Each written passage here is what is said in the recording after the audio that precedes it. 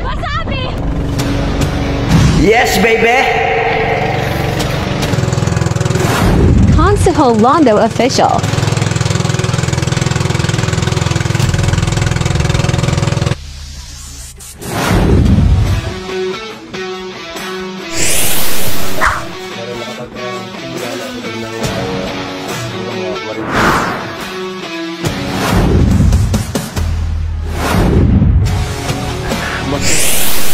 Dito sa Bukana, kasama ka rin namin dito para makarating ka rin. Buhan, hindi marunong mag-Tagalog, hindi naman ako marunong mag-Ilocano.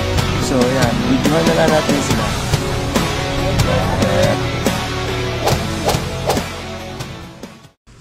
Alright, good afternoon mga kakausi, panibagong araw at panibagong vlog tayo. Yan.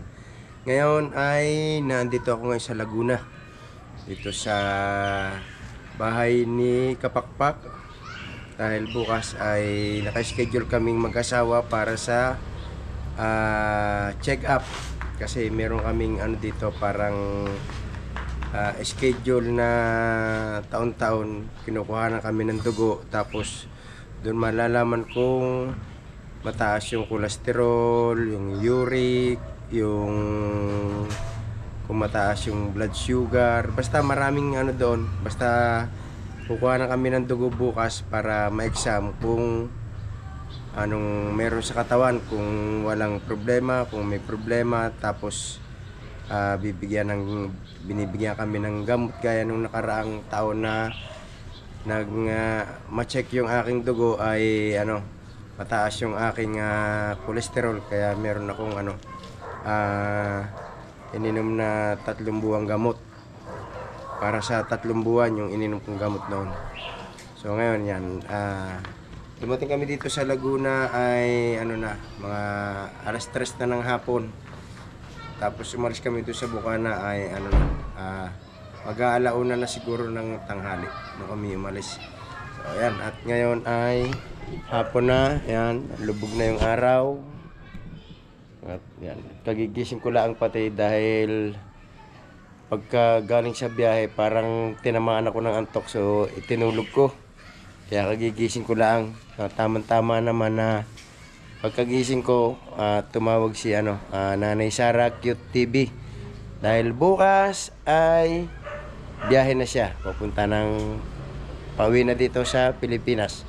Alright, see you soon Nanay Sara. Yan, natin yung aking bayaw. Yan, paparikit ng uling at mag-iihaw ng iuulam namin ngayong hapon.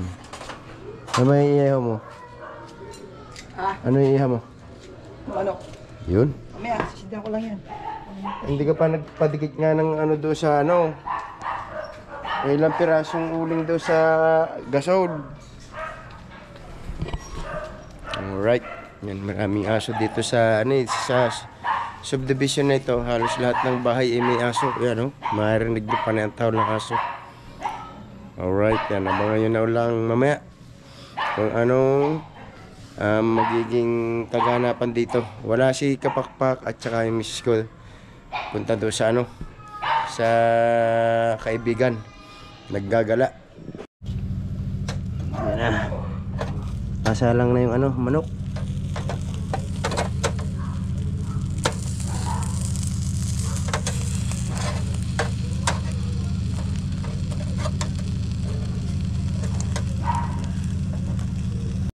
Yan, tapos dito may may ulam na dito.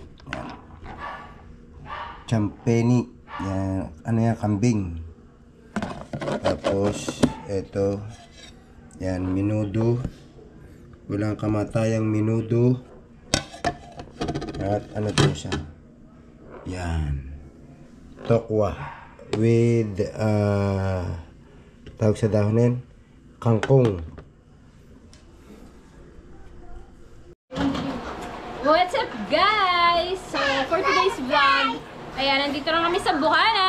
Welcome back to me. So umuwi tayo dahil may deliver tayo ng gold jewelry. So Sa mga hindi po nakakalam, nagbebenta po ako ng gold jewelry, nagbabayan sell ako. So, kapag gusto niyo bumili or may gusto kayong pagbigyan, kontakin niyo lang ako sa aking Facebook account. So, kahapon, nag-meet kami ni Ma'am Kamahal, ni Ma'am Che, sa SM Santa Rosa. At siya'y bumili din sa akin ng earrings, Fendi earrings, 18K gold. Tapos ngayon naman is, i-deliver naman natin kay Ate Ann. So, let's go.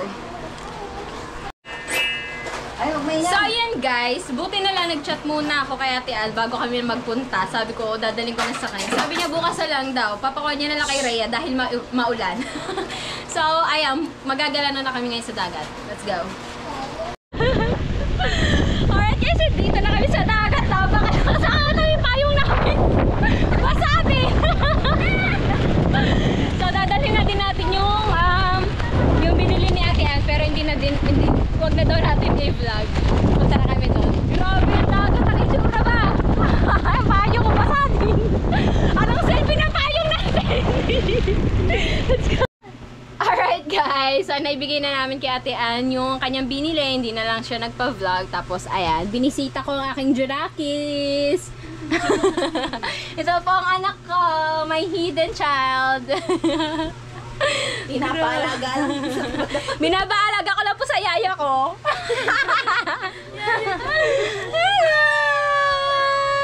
Hi daw, hi! Hi, say hi! Hi!